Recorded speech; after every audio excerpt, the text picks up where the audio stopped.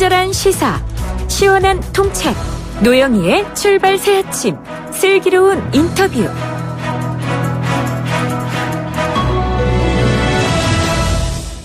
네, 지금 오전 8시 20분 지나고 있는데요. 아유, 날이 갈수록 극으로 치닫고 있습니다. 한일 관계가. 그 배경에는 아마도 갈수록 정도가 심해지는 일본 정치계의 우경화가 있는 게 아닌가 생각이 드는데요.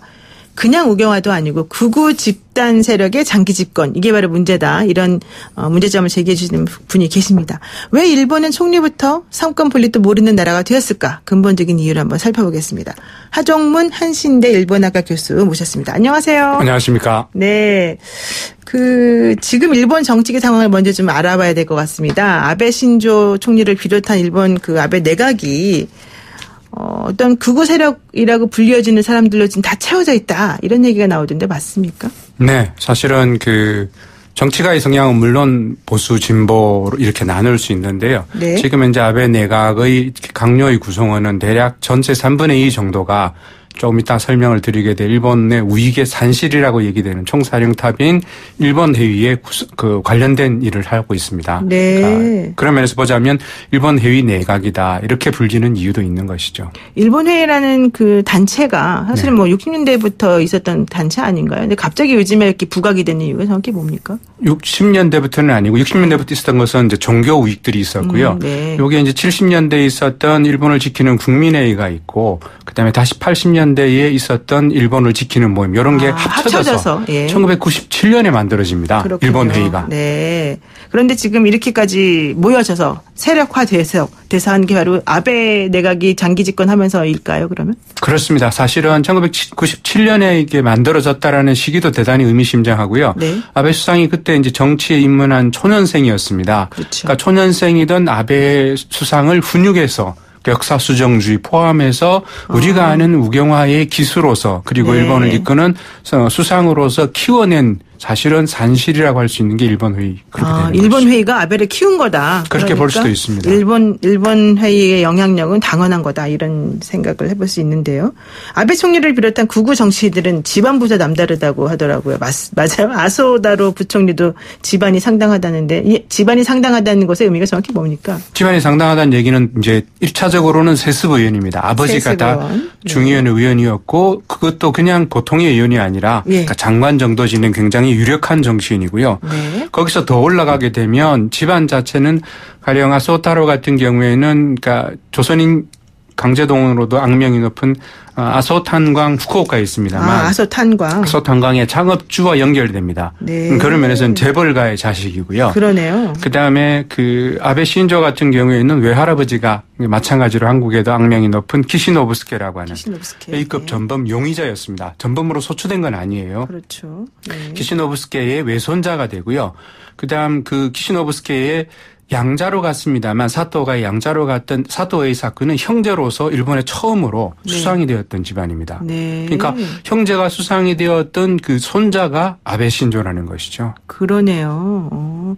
근데 참 이 피는 못 속인다 이렇게 보는 게 맞을까? 또 플러스 그 사람을 둘러싼 환경 이런 것들이 결국 이 현재 오늘의 일본의 극우 세력들을 만들어낸 걸로 보이는데 그런데 일본 정치계도 늘 지금처럼 사실 극우적인 성향을 띠고 있었던 건 아니잖아요. 아베가 들어오기 전까지만 하더라도 어느 정도 합리적으로 얘기가 잘 되는 쪽이었던 것 같은데 기본적으로 물론 자민당이 장기 집권해 온 건 맞지만 이게 제가 듣기로는 자민당 안에 있는 여러 계파 중에 특히 이 아베가 주장하는 계파가 좀 더 세게 극우적인 성향을 보여서 그런 거다 이런 얘기던데 맞아요?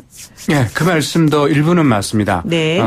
일본은 지금 현재 자민당은 물론 공명당과 연립 정권입니다만 네네. 만들어진 게 1955년이고요. 그때 일본의 일본 민주당과 자유당이 합당한 겁니다. 그래서 자유민주를 따서 자민당이 됐는데 네네. 그때 당시에 자유민주당, 자민당은 사실은 어떤 정당이었냐면 일본이 이제 경제 부흥을 해야 되기 때문에 국가가 강력한 일종의 이제 경제 개발 드라이버를 거는 거죠. 네. 그렇게 보면 어떤 형태의 자민당은 구조를 가지고 있었냐면 사실은 사회민주주의에 가깝습니다. 그러니까 진보 정당에 가까운 형태로 오히려. 국가가 견인하는 경제개발 방식 이런 것들이 이제 90년대까지 작동을 하다가 1993년에 자민당이 일단 무너지게 되고 정권을 내주게 됩니다. 그렇죠. 근데 그 과정에서 실질적으로 그동안에 있었던, 그러니까 자민당 내에 있는 다양한 파벌 자체가 정치 제도의 변혁에 의해서 사실은 한 색깔을 갖는 쪽으로 수렴이 되게 됩니다. 네. 무슨 말씀이냐면 예. 말씀하신 파벌의 부분은 55년에 정당이 만들어지고 나서 다양한 형태의 파벌, 거의 사회민주주의에 가까운 파벌부터 극우 보수까지를 망라하는, 그러니까 스펙트럼이 넓은 정당이었거든요. 그렇죠. 근데 이게 기반을 하고 있었던 거는 중선구제라고 하는 것이 있어서 5명 내지 3명을 뽑는 정당이니까 다양한 파벌이 존재할 수, 그러니까 공존할 수 있었던 거죠.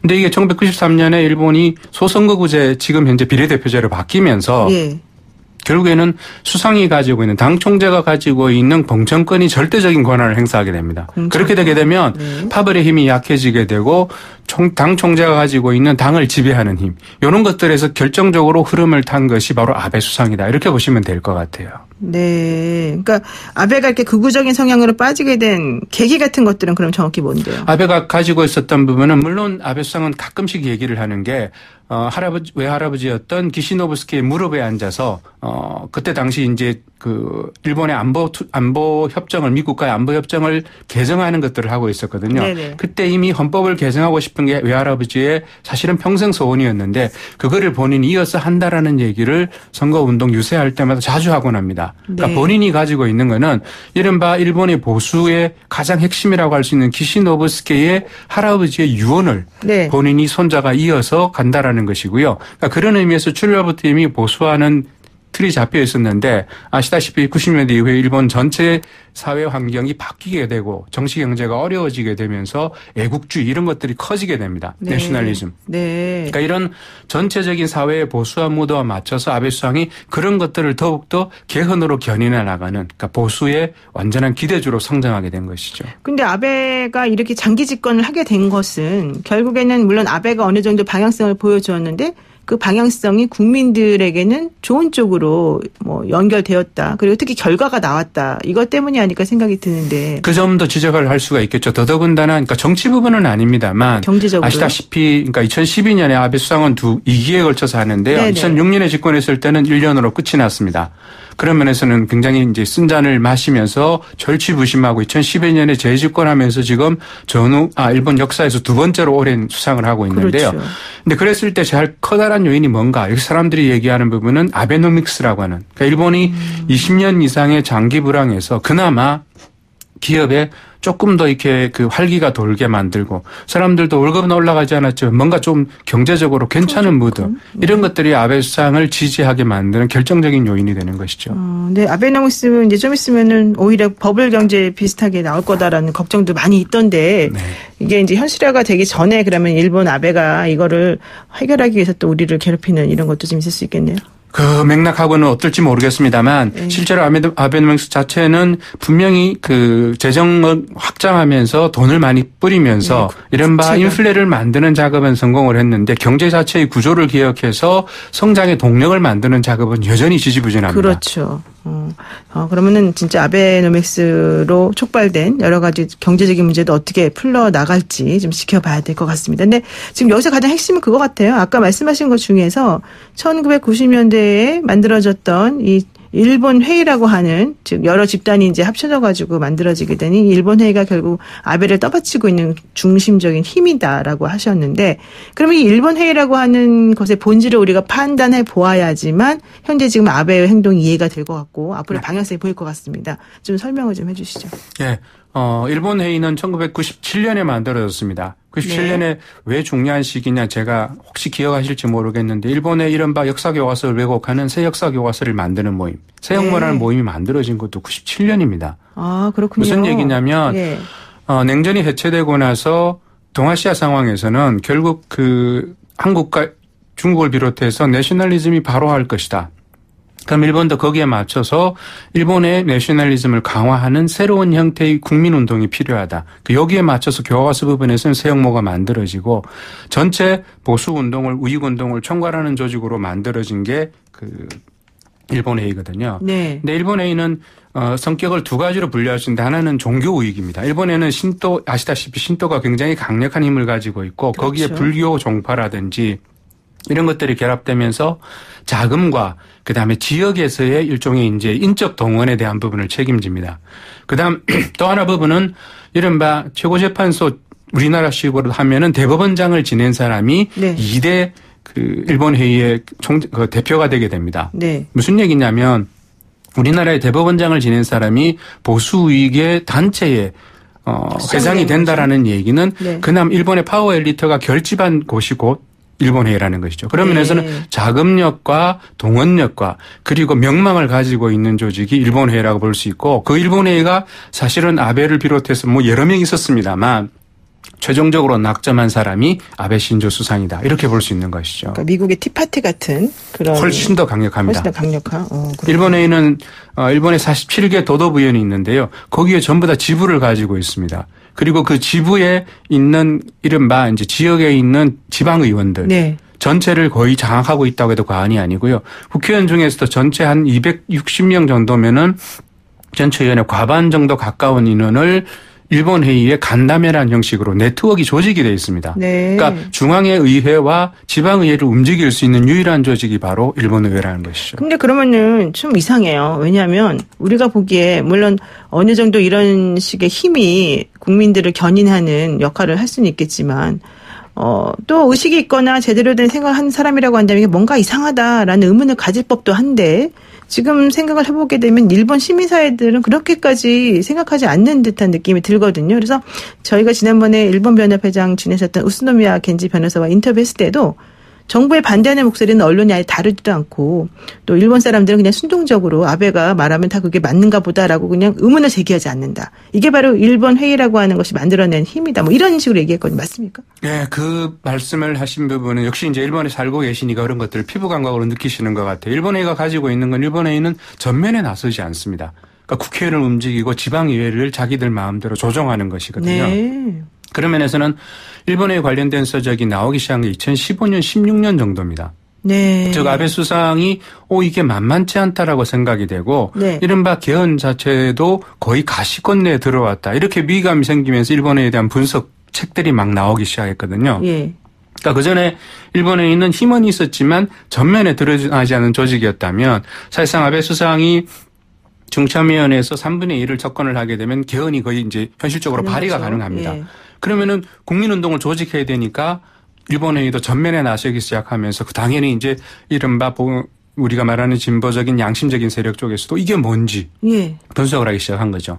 근데 일본의 정치 보수 우경화는 한마디로 말씀을 드리면 그들이 힘을 가지기 시작한 것도 있습니다만 일본의 민주주의 전체가 사실은 취약해지는 구조. 그렇네요. 예. 일본이 이른바 우리가 이제 그 금속 같은 부분들이 노쇠하고 금속 피로라고 얘기하는데 네. 일본이 가지고 있었던 전후민주주의 전체가 일종의 피로 현상을 보이고 있는 것이라거든. 여기에 이제 강력한 지도자를 희망하게 되고 아베 수상처럼 어쨌든 외부에 대해서도 중국과 한국에 대해서도 맨날 사죄만 하는 왠지 일본이 자기들이 잘못한 느낌보다는 그냥 속 시원하게 사이다 같이 얘기해주는 아베 수상이 뭔가 있을 것 같은 느낌, 자기들의 미래를 밝게 해줄 것 같은 환상을 심어주는 거죠. 그러니까 그런 의미에서 보여지는 일본 전체의 보수 우경화는 곧 비판적이고 그다음에 제대로 된 생각을 갖는 사람들에 대해서 그들이 언론을 차단하는 부분하고도 같이 연결되어 있습니다. 그러니까 일본 국민들, 시민들은 아베를 아버지로 보고 그냥 뭔가 좀 믿음을 가지고 이렇게 됐나 봅니다. 자, 마지막으로 하나만 더 여쭙겠는데요. 일본 극우 세력의 장기 집권이 결국 전 세계 평화를 위협하는 결과를 낳을 것이다. 특히 뭐 개헌을 지금 할지 안 할지 모르겠지만 내년이나 도쿄올림픽 끝나고 나면 좀 더 박차를 가하게 될 가능성이 높은데 이럴 때일수록 우리가 어떻게 대처하는 것이 현명할까요? 네, 아까 말씀을 드렸던 일본의 시민사회의 힘이 약하다. 그러면 네. 결국 우리가 연대해야 되는 것은 일본의 시민사회에서 아베 수상이 아닌 다른 대안을 뽑을 수 있도록 우리가 네. 내정을 간섭할 수는 없습니다만 시민사회의 연대를 활성화하는 작업이라고 생각이 되고요. 네. 이번에 수출 규제는 물론 그 양국의 경제가 충돌하는 상황입니다만 그 과정에서 계속적으로 항의되는 것은 일본 시민사회가 죽지 않았다는 거거든요. 당연히 거기에 연계된 일본의 정당도 있습니다. 그렇게 보자면 한국에서 조금 더 일본의 시민사회의 목소리들을 그리고 일본에 있는 좋은 사람들과 어떻게 연대할 것인가가 네네. 장기적으로 그리고 가장 확실하게 일본을 바꿀 수 있는 카드가 될 것 같습니다. 그러니까 사실 우리가 남의 나라를 간섭할 수도 없고 남의 나라 언론을 어떻게 좌지우지할 수도 없지만 결국 핵심은 일본 사람들이 진짜 자기네들 정부가 뭘 하는지 정확히 모르고 그게 옳은지 그른지를 정확히 판단하지 못하는 또 게다가 실제 세계적으로 벌어지고 있는 일에 대한 정확한 정보가 없다는 게 가장 문제다. 그렇다면 그런 것들을 우리가 알려줄 수 있게끔 뭔가 하는 게 필요하다. 그게 바로 이제 그 국민 개인들 간의 개인적인 교류 이런 걸 통해서 가능하다 이런 말씀이신가요? 그렇죠. 지금 현재는 이른바 정보화 사회이기 때문에 한국의 정보가 그대로 리얼타임으로 일본으로 넘어가고 일본 정보가 올 수 있습니다. 그런 면에서는 굳이 오프라인에서 만나지 않더라도 관심사를 교환하고 하는 개인적인 작업이 곧 전체 집단을 바꾸는 작업이 되는 거기 때문에 저는 그런 면에서는 지금 현재의 환경에서 한일이 연대하지 않을 이유는 전혀 없고 이미 토대는 만들어져 있습니다. 거기에 어떤 것들을 쌓아나갈 것인가가 우리한테 주어진 과제이고 동연히 일본도 그런 것들을 공감하는 사람이 많다라는 것이죠. 네, 우리 냉정하게 일본 국민들과 어떻게 연대할 수 있는지 한번 생각을 해봐야 되겠습니다. 네, 오늘 말씀 고맙습니다. 네, 고맙습니다. 네, 지금까지 하정문 한신대 일본어과 교수와 함께했습니다. 노영의 출발 새 아침 잠시 후 4부에서는요. 일본 주최 미인대회 불참을 선언한 우리나라 미스 코리아를 만나보겠습니다. 잠시만요.